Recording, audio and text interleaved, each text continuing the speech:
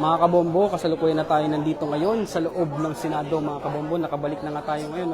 Matapos itong putukan na naganap, mga kabombo, ay nakapasok na ulit tayo dito sa Senado. At kanina nga ay dumating itong si Secretary John Vic Remulla, Interior Secretary John Vic Remulla. At sinabi nga nito ni Secretary Remulla na nandito siya para siguruhin itong mga senador na naiwan dito sa loob ng Senado. Nilinaw niya naman na pagpasok niya, bago siya makapasok dito, ay nakapanayam natin itong si Interior Secretary John Vic Remulla na hindi siya nandito para arestuhin itong si Senator Ronald Bato de la Rosa.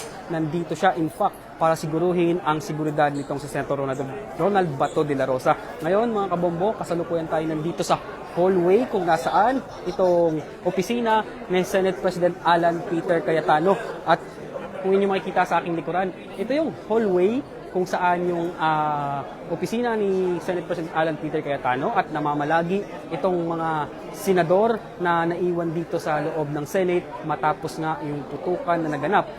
Dito naman sa bandang ito, mga kabombo, ito yung plenaryo. Ito yung pintuan papasok ng plenaryo at dito sa hallway na to, dito naganap ang putukan kanina, mga kabombo. At papakita ko sa inyo, mga kabombo, kung saan yung naganap na putukan kanina dito sa loob ng Senado, mga kabombo. Hindi tayo directly makakapasok doon sa loob, mga kabombo, pero kung ating makikita dito, ipapakita ko sa inyo, mga kabombo, binarikadahan na ito at nakapatay na nga ang ilaw. Nakapatay na ang ilaw dito, mga kabombo. Nakapatay na ang mga ilaw at andyan pa rin yung mga personnel ng ayan na, mga kabombo, pinapaalis na po ang media, pinapalabas na ang media, mga kabombo. Ito na, pinapalabas na kami, mga kabombo. Pero ang latest update dito, mga kabombo, ay pumasok na nga itong si Secretary John Vic Remulla doon sa opisina ni Senate President Alan Peter Cayetano. Kasalukuyan, yung ilaw dito sa ibang hallway ng Senado ay nakasara na nakapatay na, mga kabombo, at ngayon binibigyan kami ng oras para makalabas na kami dito sa loob ng Senate building, mga kabombo. At ito, papasadahan natin muli, mga kabombo, kung anong latest na nagaganap dito sa bandang hallway, kung nasaan itong si mga senador. Ayan, mga kabombo, ito yung kasalukuyan. Yung mga naiwan nating kasamahan sa media kanina dito sa loob ay safe naman sila, wala namang naganap sa kanila na masama. Ang seguridad nila ay okay naman. At ayan, kung inyong makikita, mga kabombo, nandito pa po yung mga pulis, at mahigpit pa rin ang seguridad dito sa loob ng Senado. At sa ngayon ay patuloy tayo nakaantabay. Sa ngayon ay doon tayo sa baba na naman pipwesto, mga kabombo, kasi pinapabagan na nga tayo, pinapalabas na tayo for security purposes. Pero patuloy mag-antabay, patuloy na tumutok dito sa Facebook page ng Bombo Radio Philippines kasi patuloy tayong mag-aantabay dito sa Senado, patuloy tayong kukuha ng mga latest updates at developments. Dito nga kaugnay nga dito sa putukang naganap at sa posibleng pag-aresto nga ng mga tauhan o opisyal ng National Bureau of Investigation kay Senator Ronald Bato de la Rosa.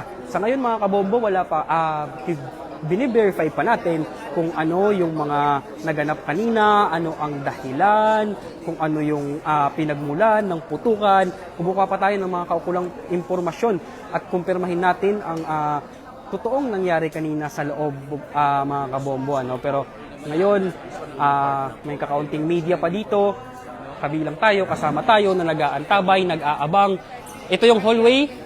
Sa pinakadulo niyan, mga kabombo, ay ang opisina ni Senator Alan Peter Cayetano, kung saan namamalagi itong mga senador na naiwan dito sa loob ng Senate. Mga kabombo, kanina, bago magputukan, bago yung naganap na putukan, bago yung naganap na takbuhan, ay nagmi-meeting dyan sa loob, itong mga miyembro ng mayorya, sina Senate President Alan Peter Cayetano, Senator Bongo, Senator Dante Marcoleta, at pagdating nga nitong mga militar, ay pumasok naman dyan si Senator Robin Padilla. At kanina, bago magputukan nga, lumabas itong si Senator Ronald Bato de la Rosa at pumasok dito sa elevator papunta sa first floor. Nung hinabol nga natin itong si Senator Ronald Bato de la Rosa papuntang first floor ay hindi na natin inabutan. Kaya ngayon ay binibiripika pa natin kung nasa loob pa itong senador at binibiripika natin kung asan ang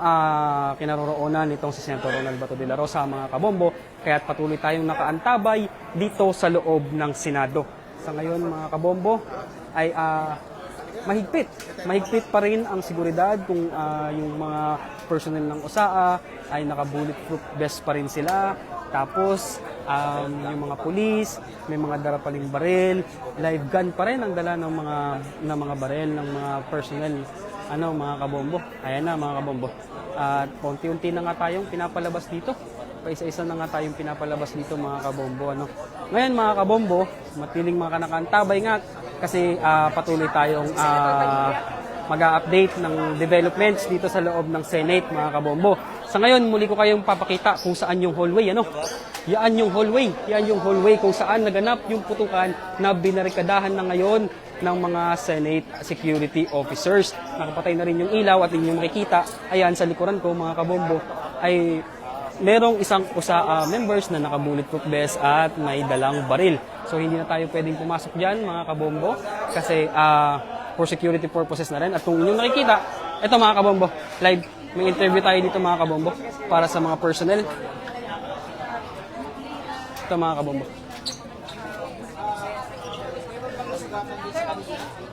Sir, any updates po? May casualty po ba tayo? Sir, may casualty po ba tayo? Sir, update lang po. Ano pong nangyari kanina? Sir, update lang po. Can we get info po? Kung May info po ba kung... nandito?